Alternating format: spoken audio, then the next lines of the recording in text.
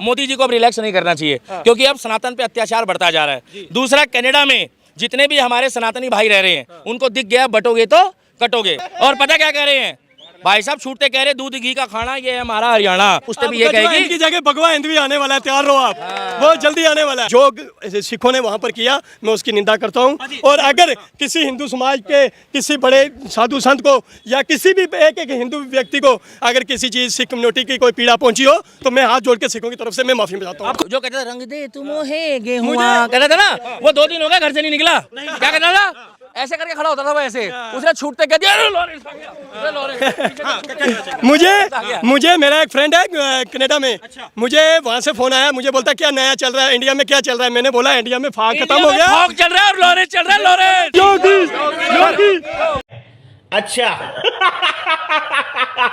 तो दोस्तों फिर से आ गए हैं एक और न्यू वीडियो के साथ। जैसा कि शुरुआत का क्लिप देखकर आप समझ गए होंगे कि आज का वीडियो कैसा होने वाला है। इस सिख और दिल्ली के दीपक ने कहा कि मोदी जी को आराम नहीं करना चाहिए क्योंकि सनातनियों पर अत्याचार बढ़ रहा है। पर सवाल यह है कि सनातनियों की आबादी अधिक होने के बावजूद भी उन पर अत्याचार हो रहा है, ये कैसा लॉजिक है। आप इसी हिसाब से अंदाजा लगा सकते हो कि जिन समुदाय की आबादी कम है उन पर तब कितना अत्याचार होता होगा। तो आप लोग वीडियो में लास्ट तक बने रहें क्योंकि आगे आपको ये पूरा क्लिप दिखाने वाला हूँ। तो चलिए बिना किसी देरी के वीडियो को शुरू करते हैं। अभी हाल ही में वहाँ ब्रिस्टन में जो मंदिर के ऊपर हमला हुआ, इसके बारे में आप क्या कहना चाहेंगे? सर मैं ये कहना चाहूँगा, मैंने पहले भी कहा कि बीइंग अ सिख और गुरु गोविंद सिंह जी हमारे गुरु हैं, गुरु ग्रंथ साहब 10 गुरु उनमें विराजमान हैं। मैं गुरु ग्रंथ साहब को हाजिर नाजिर रख के बोलता हूँ कि जब मैंने ये वीडियो देखी कि सिख कम्युनिटी और हिंदू कम्युनिटी के बीच में क्लैशेस हुए, मंदिर को तोड़ा गया कनाडा के अंदर, मैं आपको बता नहीं सकता कि मेरे हृदय को कितनी पीड़ा पहुंची। जी बिल्कुल, बात तो सही है।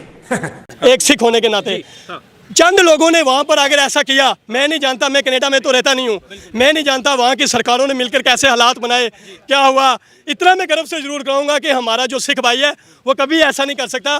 कुछ हालात हुए होंगे जहाँ जैसे आप देख रहे हो कि हिंदुस्तान के अंदर भी कुछ हालात हुए 1984 में, ये कांग्रेस की सरकार ने करवाए, हमारे दरबार साहब को गिराया गया, ठीक है। उसके बाद क्या हुआ, लोगों में दरारें पड़ी, हमारे हिंदू सिख भाई बटे टूटे, यही वहाँ पर भी हुआ होगा। मैं इस टॉपिक पर ज़्यादा चर्चा नहीं करूँगा, ये कहूँगा कि जो सिखों ने वहाँ पर किया मैं उसकी निंदा करता हूँ। और अगर किसी हिंदू समाज के किसी बड़े साधु संत को या किसी भी एक हिंदू व्यक्ति को अगर किसी चीज़ सिख कम्युनिटी की कोई पीड़ा पहुंची हो तो मैं हाथ जोड़ के सिखों की तरफ से मैं माफ़ी। ये बड़ी अच्छी बात कही है। आपको माफी मांगने की तो आवश्यकता नहीं है क्योंकि वहाँ जो ये घटना घटित हुई है उन्हें कहा जा रहा है वो खालिस्तानी समर्थक है और बार बार एक बात कही जा रही है। एक चीज़ मैं पहले आपको ये क्लियर कह दूँ, सिख कभी ना खालिस्तान की मांग करता है और ना खालिस्तानी है। ये टैगा भी सिख को जो लगाया गया ना खालिस्तान का, इसकी नींव भी कांग्रेसियों ने रची हुई है। मैं कब हो गया ये? और राहुल गांधी, मैं तेरे को फिर कहना चाहता हूँ, तू बार बार सिख कम्युनिटी और सनातन को टारगेट करता है।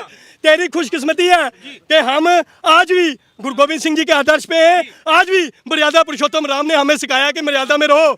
हम मर्यादा में रह रहे हैं, तू तभी भौंके जा रहा है। और ये बात याद रखना, मर्यादा पुरुषोत्तम राम की हम इज्जत करते हैं, इसीलिए आज तक मर्यादा में। अच्छा। और राम मर्यादा से बंधे हैं, ठीक है। राम का परशुराम को भी मानते हैं, परशुराम को भी। टाइम नहीं लगेगा, बहुत जल्द। अगर आपने हमें ज्यादा उकसाने की कोशिश की ना, अगर तुम चाहते हो तो हम परशुराम भी बन के दिखा देंगे। अच्छा।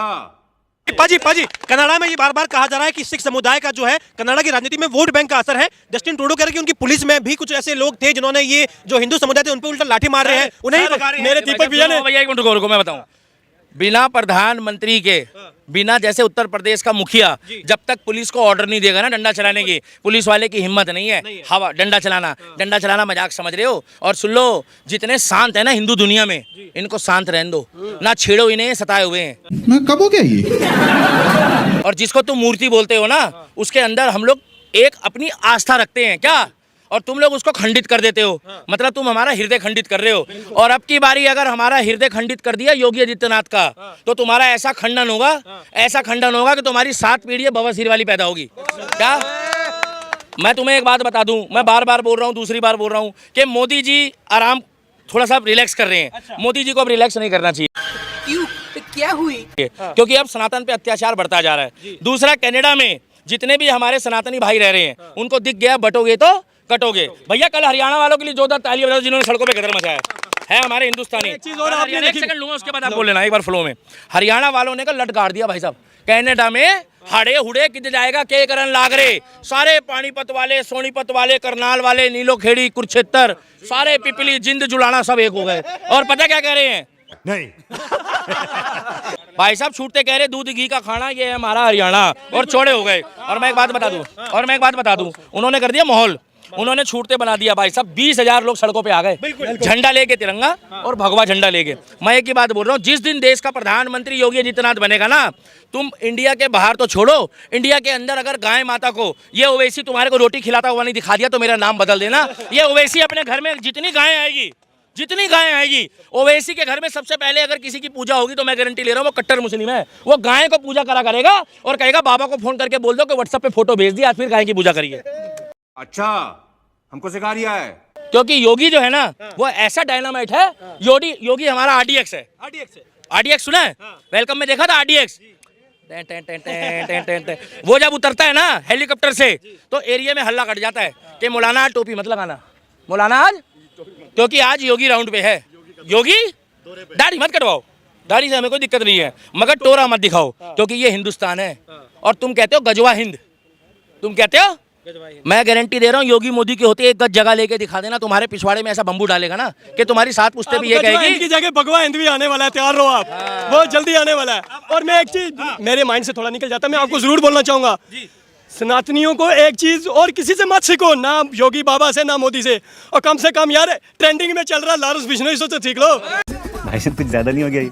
मतलब कुछ भी। एक हिरन मारा, एक हिरन के खातिर उसने पूरे बॉलीवुड हिला के रख दिया, पूरा बॉलीवुड। दोस्तों जैसा कि इस सिख भाई ने कहा कि एक हिरन के लिए लॉरेंस बिश्नोई ने पूरे बॉलीवुड को हिला के रख दिया। अरे तारीफ तो हमें उनका करना चाहिए जिसने हिरन को बचाने के लिए अपनी पूरी जिंदगी लगा दी। क्या आपको पता है ये नौजवान कौन है? नहीं ना, ये है अनिल बिश्नोई। तारीफ तो हमें इस अनिल बिश्नोई की करनी चाहिए, ना कि लॉरेंस बिश्नोई जिस पर 80 से ज्यादा मुकदमा दायर है। ठीक है, कम से कम वो जो कहते थे बेशरम रंग, बेशरम रंग, जो कहते थे रंग दे तुम है गेहुआ, कहता था ना, वो 2 दिन हो गए घर से नहीं निकला। क्या कहता था?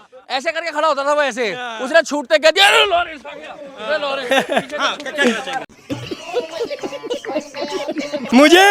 मुझे मेरा एक फ्रेंड है कनाडा में, मुझे वहाँ से फोन आया, मुझे बोलता क्या नया चल रहा है इंडिया में, क्या चल रहा है? मैंने बोला इंडिया में फाग खत्म हो गया, फाग चल रहा है और लॉरेंस चल रहा है। लॉरेंस फाग आजकल कम हो गया, आजकल बिश्नोई चल रहा है। ठीक है, खौफ चल रहा है। मैं ऊपर कहूंगा नब्बर फारूकी जैसे कुत्ते को ना घर से ढूंढ के निकाल के मारो, ताकि आने वाले समय में किसी की इतनी हंसी न हो जो प्रभु श्री राम पे टिप्पणी करेगा। क्या बोला तूने? बिश्नोई पे तो ये भी आरोप लग रहा है कि कनाडा में वो निजर की हत्या करने में ये सर हमें नहीं पता।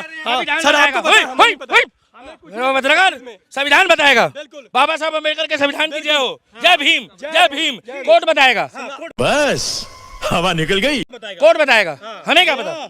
ये मैं आपको फिर एक छोटी सी बात कहकर जा रहा हूँ। आप यहाँ से मेरे सनातनी भाई अंदाजा लगा सकते हैं कि हम कितने टूटे हुए हैं, कि 500 साल लग गए हमें प्रभु श्री राम को अपना मंदिर बनवाने में। क्यों? ये हमारे कारण हुआ। मैं किसी को दोष नहीं दूंगा, सबसे पहले गलती हमारी है, क्योंकि अच्छा, हमको सिखा रिया है। हमेशा मर्यादा करते हैं। हम एक बात बोलेंगे, जो सनातन की बात करेगा वही बॉलीवुड में राज करेगा और वो हिंदुस्तान में राज करेगा। तो दोस्तों आज की वीडियो यहीं तक थी। उम्मीद है आपको वीडियो पसंद आई होगी। अगर आपके भी मन में इस वीडियो से रिलेटेड कोई सवाल है तो कमेंट में जरूर बताएं, और चैनल पर नए हो तो सब्सक्राइब जरूर करें। तो फिर मिलते हैं नेक्स्ट वीडियो में।